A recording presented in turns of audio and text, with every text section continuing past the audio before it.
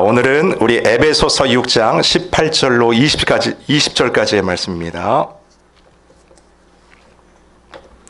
에베소서 6장 18절로 20절까지의 말씀이에요.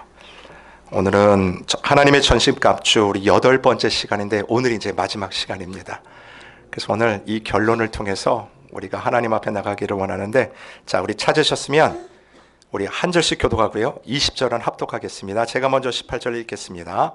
모든 기도와 간구를 하되 항상 성령 안에서 기도하고 이를 위하여 깨어 구하기를 항상 힘쓰며 여러 성도를 위하여 구하라.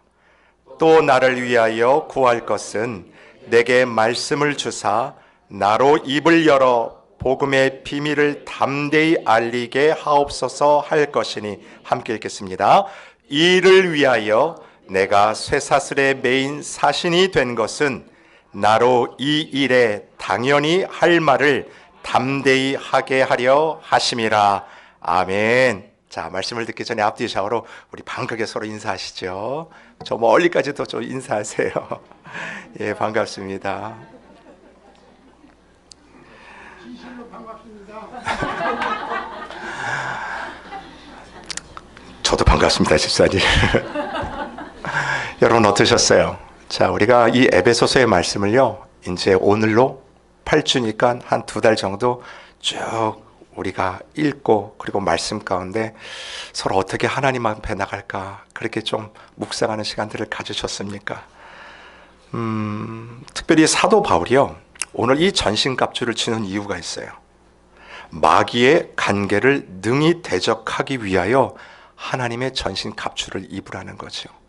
우리의 대적이 누구인지를 정확하게 밝혀주는 그 말씀으로 이 사도 바울이 시작하는데, 그래서 필요한 6가지 갑주를 14절로 17절까지 이렇게 말씀하지 않습니까? 들어보십시오.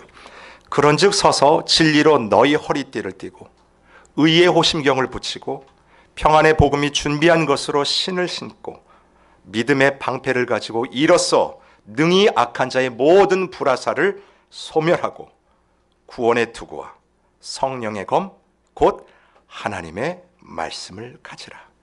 실은 여기까지가 우리 지난주까지 살펴본 말씀인데요, 여러분 어떠십니까? 사실 이 정도 갖추면 이거 완벽한 무장 아닐까요?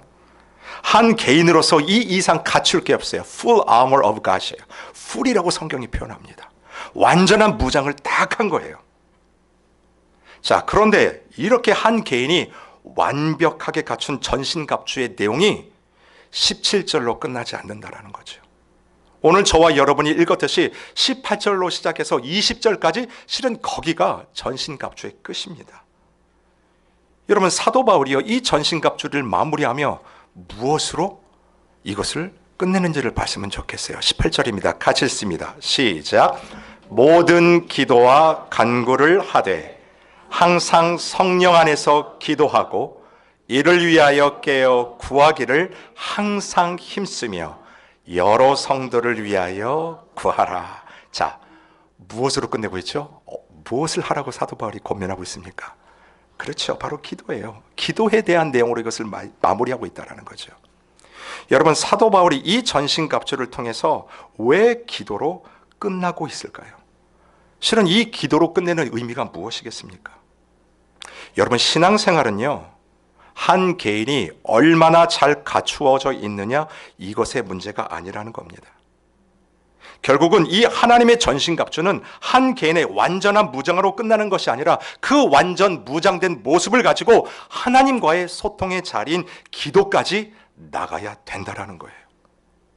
여러분, 결국 사도 바울은 우리 성도들에게 있어서 하나님의 전신갑주를 완성시키는 것으로 이 기도를 강조하고 있다는 것입니다.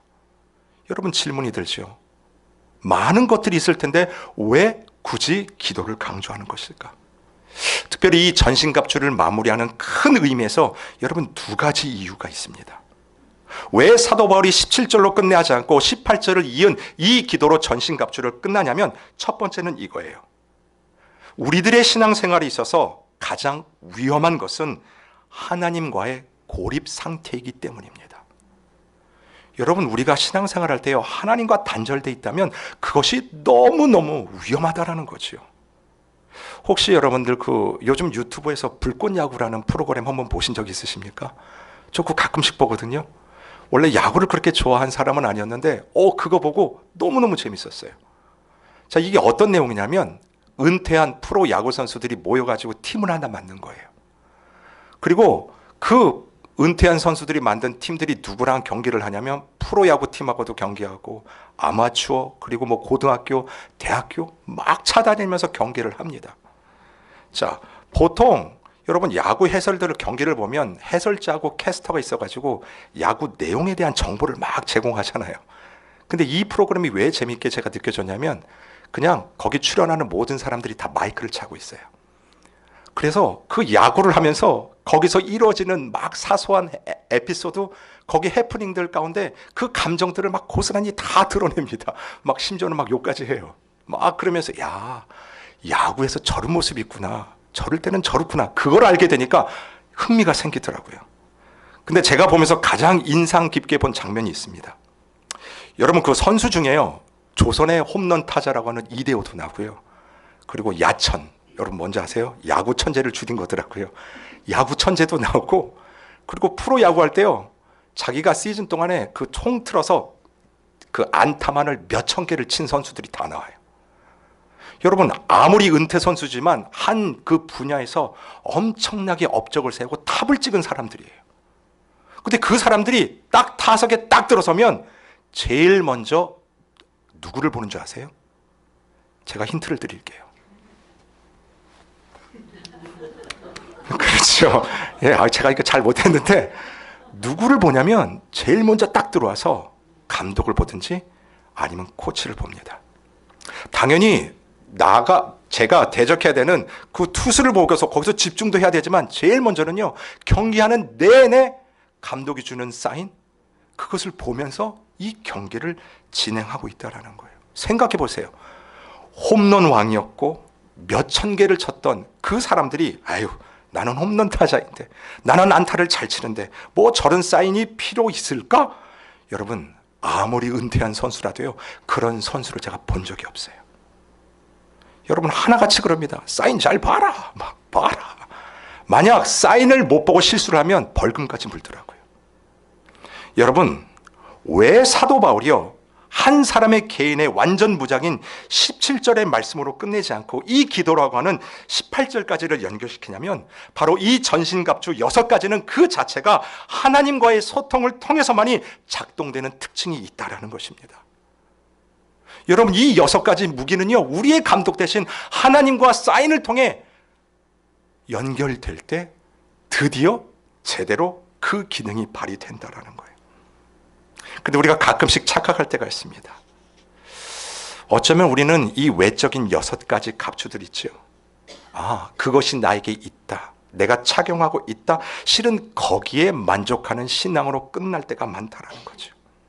나는 모태신앙입니다. 나는 5대째 예수를 믿는 가문입니다. 나는 이것도 감당합니다.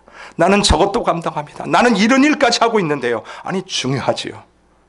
그런데 보니까 하나같이 가지고 있는 그 군장들이 다 녹슬어 있는 거예요. 아니 제대로 기능이 돼야 될 그때에 기능이 제대로 되지 않는다라는 것입니다.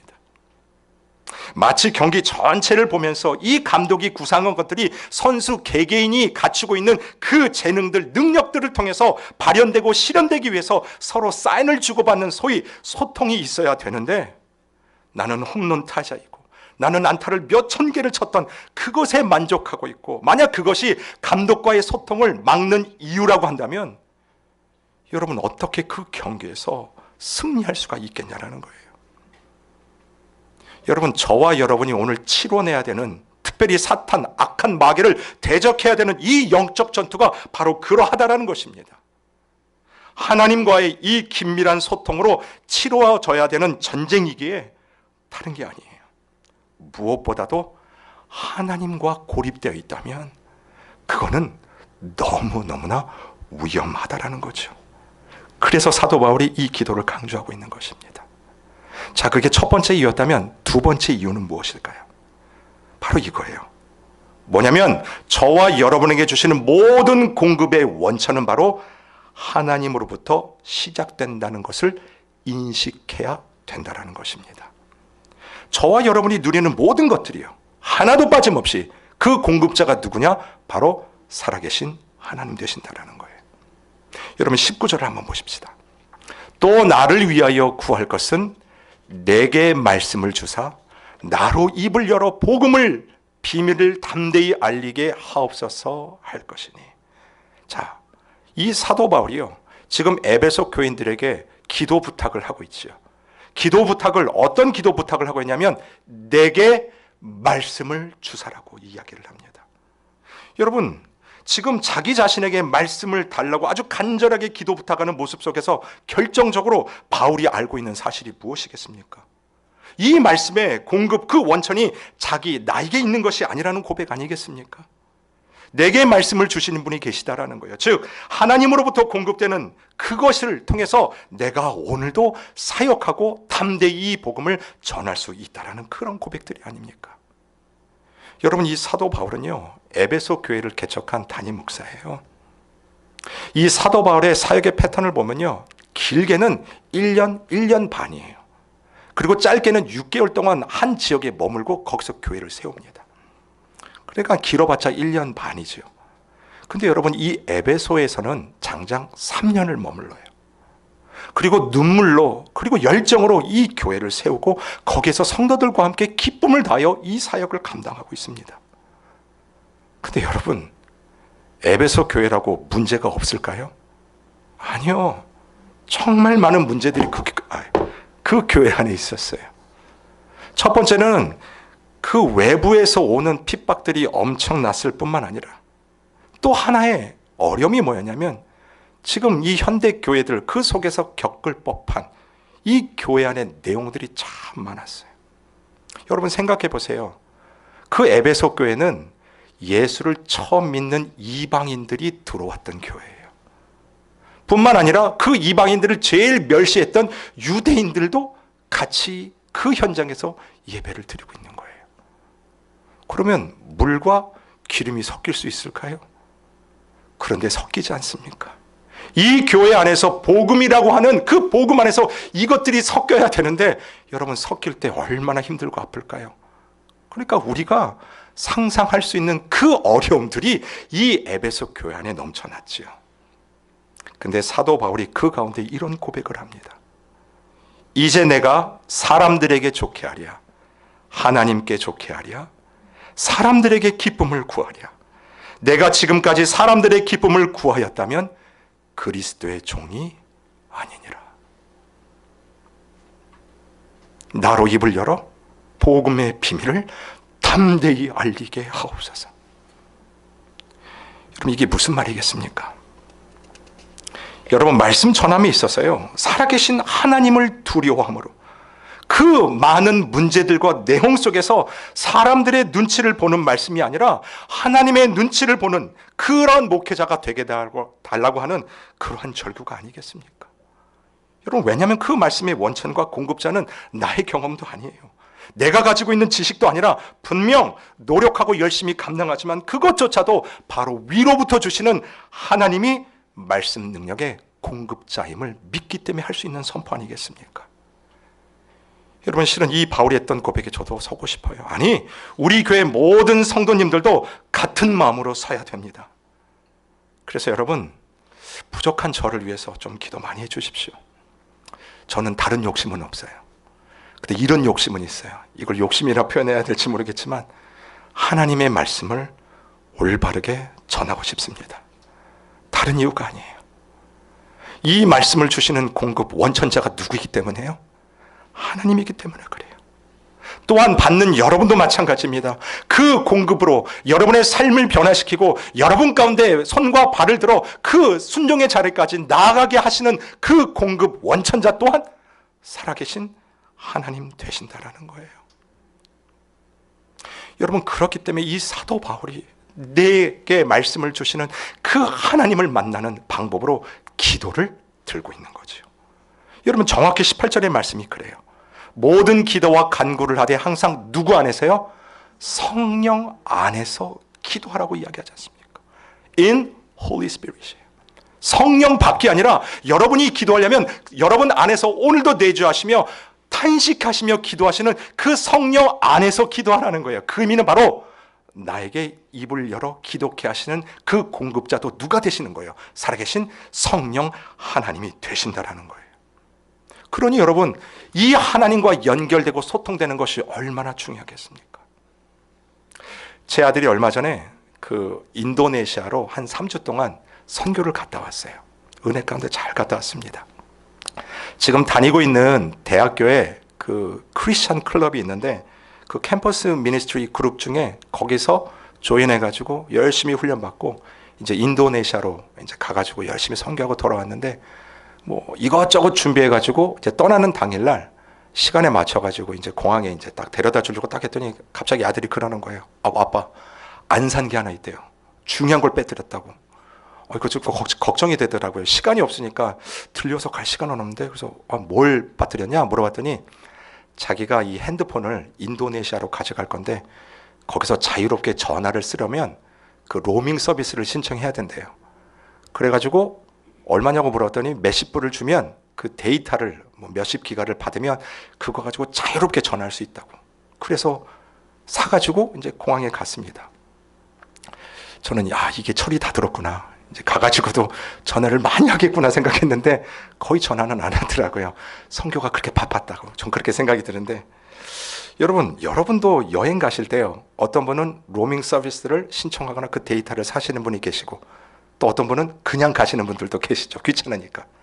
근데 여러분 이 서비스를 사지 않으면 여러분이요 와이파이가 정말 절실할 거예요. 그래서 공항에 도착하면 그 공항에서 터지는 와이파이 잡아가지고 막 찾지요. 그리고 그리고 미국으로 다시 전화해서 잘 도착했다. 막 그 전화도 해요. 근데 여러분 한국은 IT가 발전해가지고 이 와이파이가 잘 터지지만 와이파이가 다른 나라들은요 공항 가면 이 와이파이가 잘 터지지가 않습니다. 그럼 그 다음엔 어디로 가요? 이제 숙소로 가죠. 숙소 가면 숙소에서도 그 프리로 제공하는 와이파이가 있으니까 그거 가지고 막 전화하고 써요. 근데 문제는 뭐예요? 그 장소를 벗어나면 전화가 먹통이 되는 거예요. 아무리 최신형 기계를 가지고 있고 기능이 다양한 핸드폰을 가지고 있어도 여러분 거기서 벗어나면 와이파이가 연결이 되지 않으면 얼마나 답답하겠습니까? 여러분 실은 오늘 말씀이요 그것과 정확히 연결이 되는 거예요. 여러분 우리가 완전 무장을 딱 하고 있어요. 껍데기는 다 갖추고 있어요.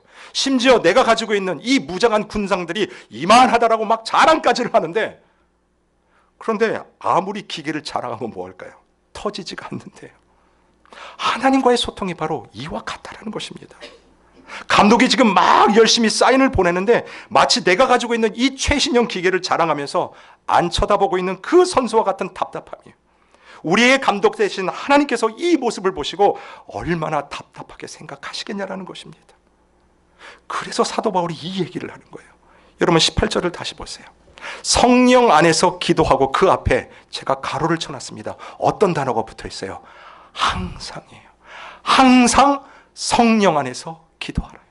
항상이에요. 근데 여러분 이 항상이라는 게 원어의 뜻이 뭐냐면 이게 시간의 개념이 아니에요. 여러분 이거는 위치의 개념입니다. 내가 누구 안에 있는가? 그리고 내가 누구에게 소속되어 있는가? 내가 지금 서 있는 그 파운데이션을 어디에 서 있는지 확인한다는 개념에서의 항상이에요. 여러분 전신갑주를 시작했던 에베소서 6장 10절입니다. 이건 같이 읽겠습니다. 시작. 끝으로 너희가 주 안에서와 그의 힘의 능력으로 강건하여지고. 아멘. 잘 보세요. 끝으로 너희가 누구 안에서요? in Jesus Christ예요. 누구 아니라고 하는 장소의 개념, 위치의 개념을 말하고 있어요. 여러분들이 능력 가지고 그 능력을 살면서 행한다면 그 능력도 어떤 능력이에요? 성경에 보면 그 힘의 능력인데 영어로 보면 in his mighty power예요. 누구예요? 그 성령 하나님이 가지고 계시는 그 능력 안에서 여러분이 사용할 수 있는 능력. 그래서 여러분 이 항상이라는 개념은 내가 누구 안에 있는지에 대한 이야기입니다. 여러분 우리가 그런 질문을 할 수 있지 않습니까? 아니 목사님 어떻게 항상 기도할 수 있을까요? 실은 저도 항상 기도 못해요. 근데 여러분 이게 무슨 뜻이냐면 내 자신이 하나님 안에 있다라고 하는, 오늘 본문에서도 나오는 표현, 내가 성령 안에 있다라고 하는 이 복음의 진리 안에서 나에게 주어진 환경 속에서 내가 하나님을 인식하고 살아간다면 저와 여러분의 삶의 태도가 완전히 달라질 수 있다라는 거예요. 예를 들어서 내가 운전대를 잡고 갔죠. 옛날에는 운전하면 뭘 틀어요? 내가 좋아하는 트로트 틀고 막 가요도 들을 수 있죠. 근데 어느 순간부터 차를 딱 타면 아무리 짧은 거리를 가든지 그게 출퇴근 길이든 그때 뭐 하는 시간으로 드릴까요? 기도하는 시간으로 사용할 수 있다는 거예요. 여러분이 바쁘게 일하다가 마켓 갈 때도 있어요. 짧은 거리를 운전하고 가지만 그 시간이 뭐 하는 시간이 될 수 있어요? 기도할 수 있는 시간이 될 수 있다는 거예요. 여러분 예전에는 막 문제가 터지면 동분서주 그거 막아보려고 막 정신없이 앞뒤 안 가리고 막 뛰쳐나갔어요.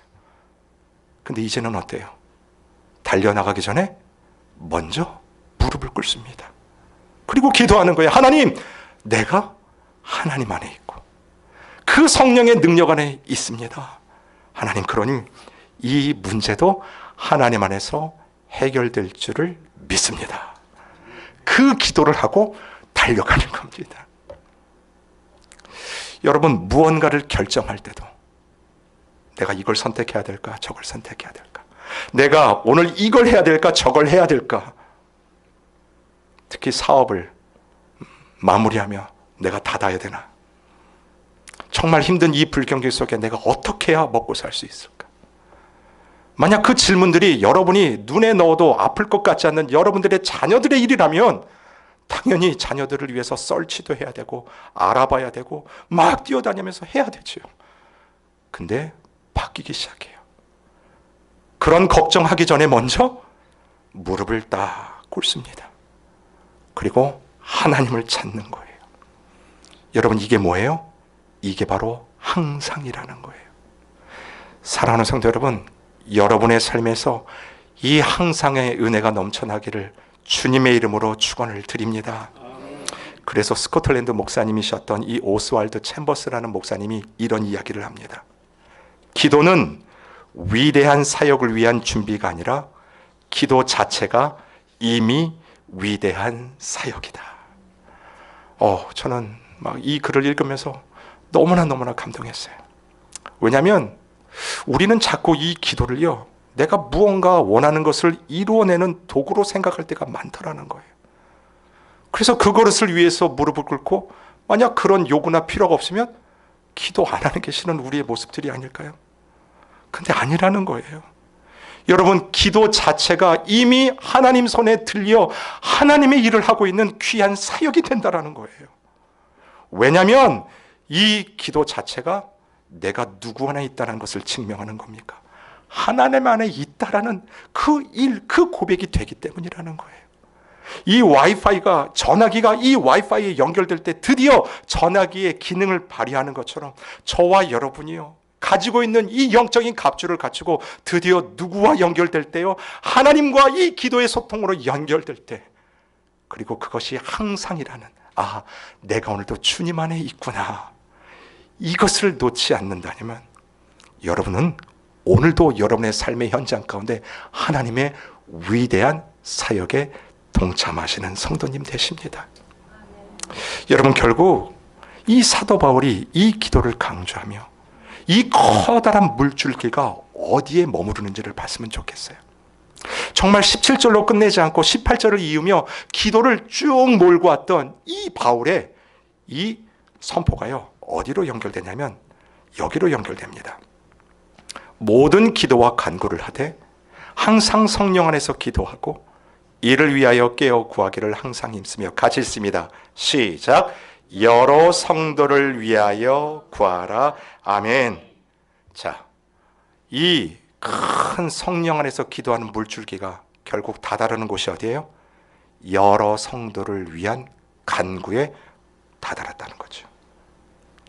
여러분, 성령 안에서 기도하는 이 물줄기는 결국 타인을 위한 기도로 흘러야 된다는 것입니다. 여러분, 죄성을 가진 저와 여러분, 우리는 나 자신만을 위해 살기 급급한 우리는 절대로 나를 위한 기도보다 타인을 위한 기도가 먼저 나오지를 않습니다. 참 이게 사실인 것 같아요. 말씀을 준비하면서 여러 가지 칼럼을 제가 참고를 하는데 읽게 된 칼럼 중에 정말 이 칼럼 읽다가 제가 위로를 받은 칼럼이 하나가 있어요. 어떤 거냐면 이런 내용입니다. 여러분, 우리나라 속담에 이런 말이 있잖아요. 사촌이 땅을 사면 배가 아프다. 예, 뭐 툭툭 하면 툭 나오죠. 하여튼 우리나라 사람들이 질투심이 많아가지고, 그렇죠. 누가 잘 되는 꼴을 못 본다는 거예요. 그래가지고 좀 격려해주고 칭찬해주고 아우 잘했다. 더 좀 이렇게 잘해주면 좋겠는데 한국 사람은 그렇지 않다라고 실은 속담에도 이렇게 있다라는 거죠. 근데 이 칼럼 쓰신 분이 이런 주장이에요. 아, 그건 틀렸다. 왜냐하면 이거는 누구나가 가지고 있는 아주 자연스러운 인간적인 본성이다, 본능이다. 이제 그 이야기를 하더라고요. 그러면서 이런 주장하면서 그 예를 하나 들었는데 그 러시아에 있는 우화 하나를 소개했어요. 그 러시아에 살고 있는 한 농부가 이제 밭을 갈다가 우연히 요술 램프를 하나 이제 발견한 겁니다. 여러분, 진이 나오는 요술 램프, 그거랑 비슷한 것 같아요. 옆을 쓱쓱쓱쓱 밀으면 펑 하고 요정이 딱 나타나서 주인님, 뭘 들어드릴까요? 무슨 소원을 들어드릴까요? 그러니까 이런 이제 요술 램프를 발견해가지고 문지르니까 진짜 요정이 나온 거예요. 그래서 이 농부에게 묻습니다. 주인님, 소원이 무엇입니까? 제가 3가지 소원을 들어드리겠습니다. 그랬더니 이 농부가 그 얘기를 듣다가 소원을 이야기하는 게 아니라 자기 이제 한탄을 막 하는 겁니다. 내 얘기 좀 들어보라는 거예요. 아니, 앞집에 살고 있는 한 농부가 있는데 그 집 농부집에 정말 좋은 젖소가 한 마리가 있어요. 근데 그 젖소가 우유의 양질이 얼마나 좋은지 그 우유로 자식들 다 건사시키고 졸업시키고 출가 다 시키고 그래도 돈이 남아가지고 집도 짓고 이것도 하고 저것도 하고 막 그 이야기를 하니까 듣고 있던 요정이 그럽니다. 아, 그럼 주인님, 제가 가서 그것보다 더 좋은 젖소를 갖다 드릴까요? 그랬더니 이 농부가 뭐라고 그런지 아십니까? 아이, 그럴 필요 없다고. 그냥 그 이웃집 젖소를 죽여달라고. 여러분, 농부가 그렇게 이야기를 한 거예요. 그걸로 이 이야기는 끝이 납니다. 근데 여러분, 어떠세요? 이게 실은 우리의 마음 아닙니까? 우리의 마음이 들킨 것 같지 않습니까? 제가 이거 보면서 야, 그래, 나 한국 사람만 그런 게 아니구나 이제 위로를 받는데요. 그 다음 바로 제가 회개하게 되더라고요.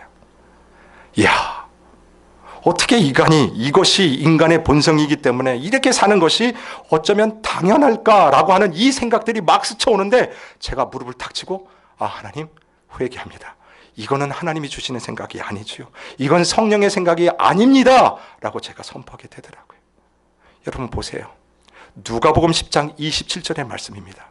이 말씀이 어떤 말씀이냐면 그 한 율법사가 예수님께 찾아와 가서 질문을 한 거예요. 예수님, 당신은 말씀에 능통한 사람이라고 알고 있는데 이 말씀 전체를 요약해서 가장 중요한 말씀이 뭐라고 생각하십니까? 그 질문할 때 예수님이 이렇게 대답하십니다. 대답하여 이르되 내 마음을 다하며 목숨을 다하며 힘을 다하며 뜻을 다하여 주 너의 하나님을 사랑하고 또한 내 이웃을 내 자신같이 사랑하라. 여러분, 이것을 요약하면 이거예요. 무엇이 첫째 되는 계명이냐면 첫 번째는 하나님에 대한 사랑, 둘째는 이웃에 대한 사랑. 오늘 말씀 가운데 우리가 정의해 볼까요? 첫째는 하나님과의 소통, 둘째는 이웃과의 소통이에요. 내가 하나님과의 소통인 이 기도가 하나님께 통했다면 그 다음 이 기도는 어디로 흘러가야 돼요? 우리의 형제자매 지체를 향해 흘러가야 된다는 거죠. 여러분, 이것을 사도 바울이 구체적으로 에베소서 4장 3절에 이렇게 이야기합니다. 같이 읽겠습니다. 시작. 평안에 매는 줄로 성령이 하나 되게 하신 것을 힘써 지키라. 아멘. 어떻게 지키라고요? 힘써 지키라. 그래서 그냥 힘을 다 이게 아니더라고요. 원어를 찾아보니까 죽을 힘을 다해 지키라는 거예요. 죽을 힘을 다해.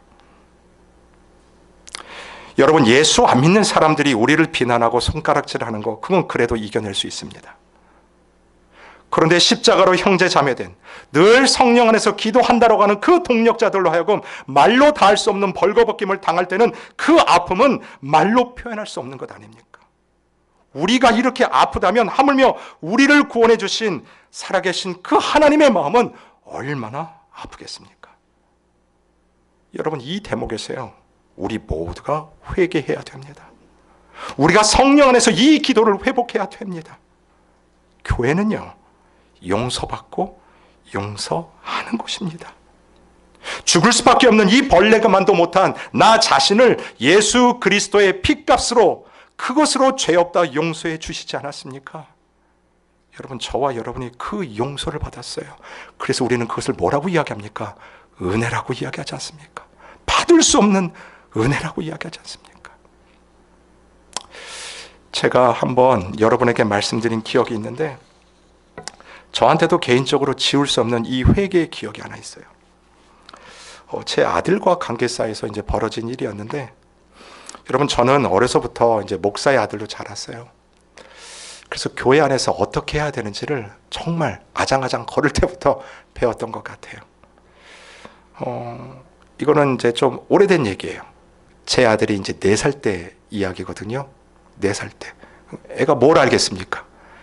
그때 이제 사역했던 교회에서 아장아장 이제 사역하면서 이렇게 데리고 다니는데, 제가 다른 건 다 참아도 어른들한테 인사 안 하는 거, 이거는 제가 용납이 안 되더라고요.